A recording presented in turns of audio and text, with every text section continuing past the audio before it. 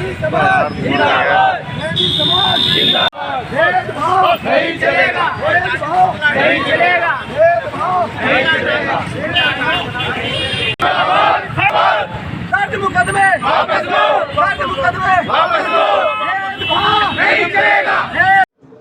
नमस्कार दोस्तों, आप देख रहे हैं दैनिक रुड़की। मैं हूं दीपक अरोड़ा और आज हम आपको बता दें कि आज हमारे साथ जो हैं उत्तर प्रदेश के पूर्व कैबिनेट मंत्री श्री साहब सिंह सैनी जी हैं। उन्होंने आज उत्तराखंड के रुड़की तहसील में पहुंचकर युवाओं के खिलाफ जो उत्तराखंड सरकार द्वारा आज पुतला भी दहन किया गया है राज्य सरकार का और मुकदमा वापस लेने की मांग की गई है। और जानते हैं हम साहब सिंह सैनी जी से क्या कहना चाहेंगे। सर, क्या कहना चाहेंगे जिस तरह से आज आपने यहाँ पर सरकार का पुतला फूका है, किस चीज़ को लेकर आपने पुतला फूका?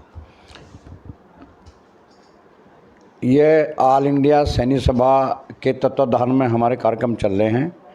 पहले हम लोगों ने पूरे गांव में मीटिंग करने का काम किया, उसके बाद हमने यहाँ पे पीताम्बर हाउस में मीटिंग की थी एक बड़ी, और एक मीटिंग हम लोगों ने फिरोजपुर में की थी।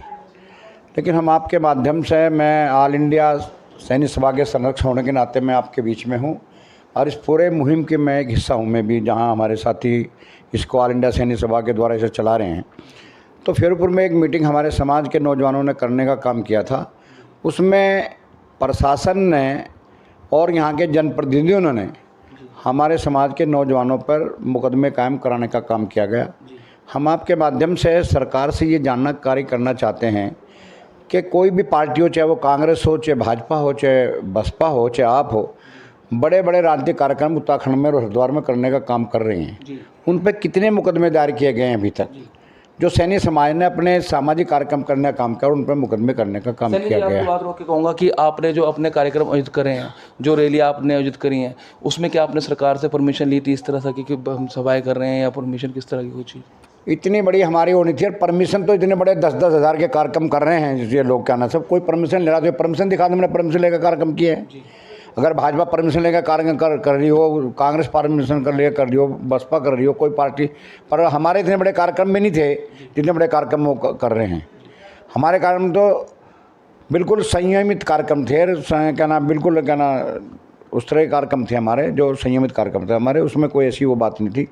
लेकिन उसके बाद भी हम आपसे के माध्यम से बता देना चाहते हैं कि जो कार्यक्रम पे हमारे मुकदमे करने का काम किया गया है, हमने एक प्रेस के माध्यम से सरकार को जगाने का काम किया था कि आपने गलत किया, हमारे पर मुकदमे करने का काम किया है, आप इन्हें तुरंत मुकदमे वापस करो, वरना हमारा सैनिक समाज के नौजवान एक बड़ा आंदोलन करने का काम करेंगे, उसे झेलने का काम करना। हमने किन मुद्दों को लेकर आपने सभाएं आयोजित करी थी? क्या मुद्दे थे आपके?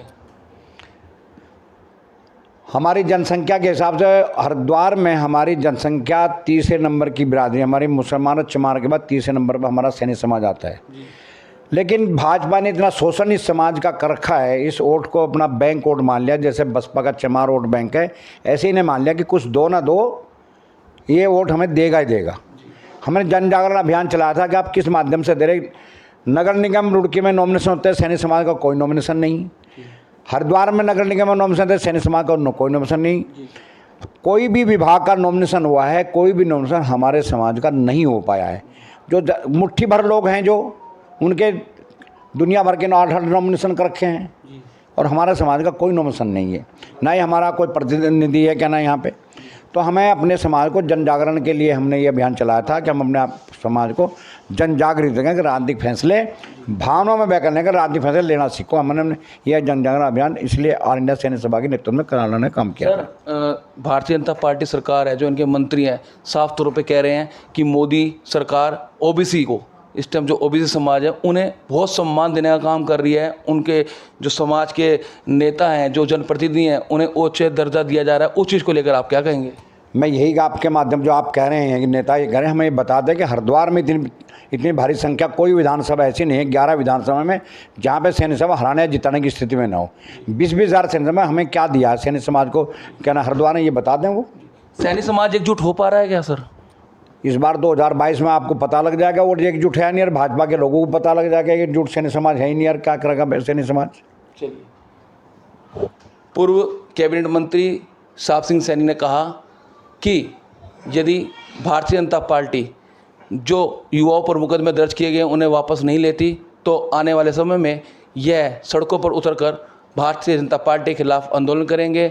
और साथ ही उन्होंने कहा है कि किसी भी प्रकार का कोई सम्मान ओबीसी समाज को और सैनी समाज के लोगों को भारतीय जनता पार्टी नहीं दे रही है। भारतीय जनता पार्टी नहीं, सिर्फ कोई भी पार्टी सैनियों के लिए कोई काम नहीं कर रही है, जिसको लेकर उनमें काफ़ी रोष है। हमारे साथ अब जुड़ चुके हैं ऑल इंडिया सैनी समाज के जो प्रदेश अध्यक्ष उत्तराखंड के राजकुमार सैनी जी। उनसे भी जानते हैं, सर आप क्या कहना चाहेंगे जिस तरह से प्रदेश सरकार ने सैनी समाज के ऊपर मुकदमे दर्ज किए हैं कि कोविड अधिनियम के तहत उन्होंने उनका उल्लंघन करा, उस चीज़ को लेकर आप क्या कहना चाहेंगे? दीपक जी, 21 वर्ष उत्तराखंड बने हो गया और राजनीति दृष्टिकोण से कहीं ना कहीं हम बड़े आज घाटे में चल रहे हैं। ऑल इंडिया सैनी सभा ने इस विषय को दृष्टिगत करते हुए अपने समाज के बीच जाने का निर्णय लिया। लगभग 100 गांव में चौपाल पर पंचायत करने के बाद हमने एक हमारा क्या तौर तरीका था कि गांव में हम पंचायतें करते हैं, करने के फिर हमने एक रुड़की में जैसे पीताम्बर में हमने एक स्थान मुकर्रर किया और गांव से जिम्मेदार, हर गांव से 1-2 लोग जिम्मेदार बुलाया ताकि वो समीक्षा हम कर सकें जो हमारे कार्यक्रम चल रहे हैं। एक पड़ाव हमारा रुड़की था।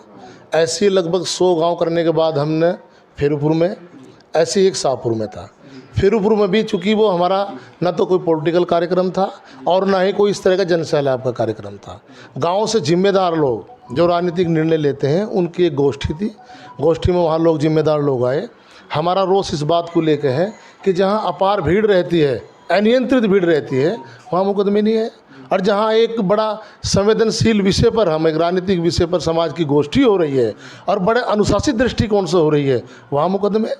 ये दोहरा मापदंड हमारे साथ क्यों है? इसकी मांग को लेकर हमारे 8-9 युवक के खिलाफ मुकदमा सरकार ने दर्ज किया है। किसी भी राजनीतिक पार्टी के बड़े बड़े कार्यक्रम आप सबके सामने हैं, मुझे बता दीजिए किसके खिलाफ मुकदमा दर्ज हुआ है। ये रोष हमारे समाज में आज गांव दर गांव है। पढ़ा लिखा समाज है, सब लोग समझ रहे हैं कि हमने किस तरीके से मदद सरकार की और हमारे सामने क्या हो रहा है। जो आपके समाज के लोग भारतीय जनता पार्टी के अंदर भी पद जिनको मिल रखा है, जैसे हमारे आदेश सैनी जी हैं, इनको जिला महामंत्री का पद दे रखा है, उनको लेकर, समाज को लेकर क्या कहना चाहेंगे आप? नहीं, मेरा तो उनसे भी ये आह्वान है कि ये समाज, देखिए ये सामाजिक कार्य है, ये राजनीतिक कार्य नहीं है। समाज से बड़ा कुछ नहीं होता। हम लोग सब राजनीति में, लेकिन समाज हमारे लिए सर्वोपरि होता है। आज सामाजिक गोष्ठी में समाज के उत्थान के लिए हम कार्य कर रहे हैं और वहाँ हमारे लड़कों के ऊपर मुकदमे दर्ज कर दें, उन्हें भी आगे आना चाहिए।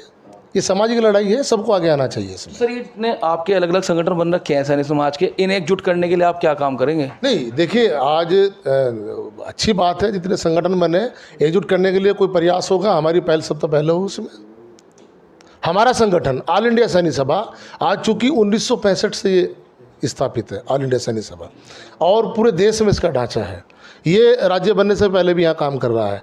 तो आज जितना बड़ा कार्य ऑल इंडिया सैनी सभा ने उत्तराखंड में करने का काम किया है, ये बड़ा सराहनीय है। और जनता का इतना सहयोग इस संगठन को मिल रहा है। इस बार मैं समझता हूँ पहली बार किसी संगठन के बैनर पर पूरे जनपद हरिद्वार में समाज के लोग इकट्ठा हुए हैं और कोई ना कोई बड़ा फैसला लेने की स्थिति में आज है। 2022 के चुनाव आ रहे हैं, ऑल इंडिया सैनी सभा क्या अलग से ही अपने कैंडिडेट तारने का काम करेगी? नहीं, अभी ऐसा कोई नहीं है।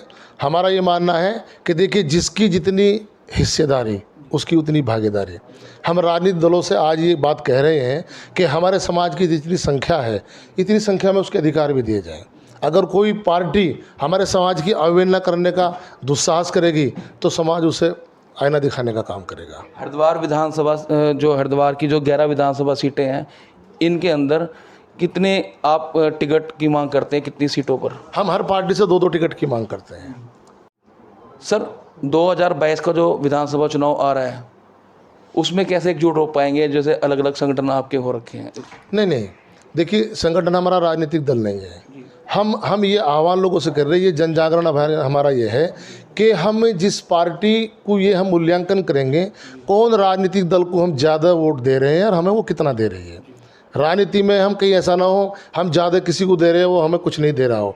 हमारी भागीदारी को हिस्सेदारी में सुनिश्चित करेगी। वहाँ हम आह्वान कर रहे हैं कि उस पार्टी की तरफ हम मजबूत करने का काम करेंगे। जय भगवान सैनी जी कलियर विधानसभा चुनाव लड़े थे, वहाँ उनको पूरा बहुमत नहीं मिल पाया था आपके समाज का, उस चीज़ को लेकर आप क्या कहेंगे, किस तरह से उभरेगा आपका समाज? देखिए, जहाँ तक समाज की बात करेंगे, मैं ये कहूँ कि 100% कोई समाज एक जगह बैठ जाए ऐसा संभव नहीं होता, लेकिन बहुत बड़े बहुमत के साथ में हमारे कैंडिडेट के साथ रहा सैनी समाज। ये जो हम गांव दर गांव गए हैं, हमने इसमें ये महसूस किया और इस विषय को लेकर हम गांव दर गांव गए हैं कि जब पार्टियों ने भी टिकट दिया और हम जीत की तरफ नहीं बढ़ पाए, आखिर वो कारण क्या है। उसमें कुछ कारण हमारे समझ में भी आए जिसे हम इस बार दूर करने का प्रयास करेंगे। कहीं ना कहीं कुछ जो और समाज से हमारा वोट का लेन देन है उसमें भी कुछ कमी आई क्या है। कारण रहे हैं, जरा आप 2 कारण वो बताइए जिन कारणों पर आपने समझ पाया कि किस कारण से हमारा समाज। अभी मैं एक कारण को आपके सामने कहना चाहूँगा। अभी जितने भी अन्य समाज हैं, पहले वोट का लेन देन बहुत होता था, कहीं कुछ कमी आई है। आज हम एक कमेटी बना रहे हैं जो अन्य समाज से भी बैठ कर वार्ता करेगी, कहीं हम देंगे कहीं लेंगे।